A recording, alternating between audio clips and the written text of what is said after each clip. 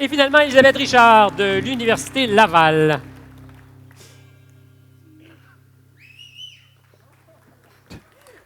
Bonsoir. Bonsoir. Vous allez bien? Oui, ça va très bien, vous. Non, c'est juste Pauline qui a eu le micro ce soir. Ah, d'accord. J'ai pas le droit de toucher. C'était l'exception.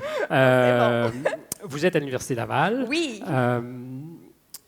Vous avez souvent dit que l'apprentissage, je ne sais pas si vous l'avez souvent dit, mais en faisant mes devoirs, vous avez souligné que l'apprentissage d'une discipline, quelle qu'elle soit, passe aussi par des expériences de vie, que c'est donc pas que théorique.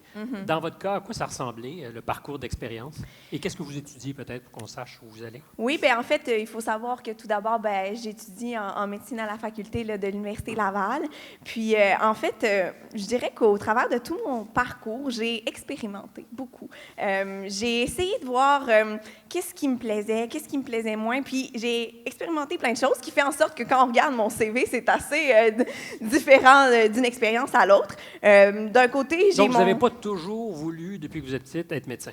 Mais c'est ça. En fait, il y a toujours eu une petite dualité entre le côté plus artistique ou le côté plus scientifique, médecine, tout ça. Donc, j'ai fait beaucoup de théâtre, j'ai fait de la musique aussi.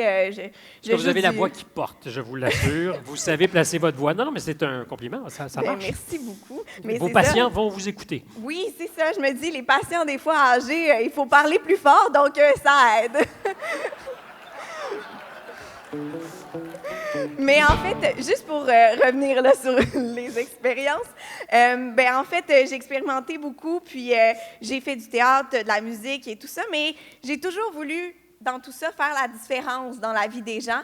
Puis j'ai trouvé cette vocation-là dans la médecine, je trouve. Et je pense que c'est effectivement un métier formidable pour pouvoir aider. Vous avez mis au point le petit guide des habiletés cliniques. Oui, qu'est-ce que c'est?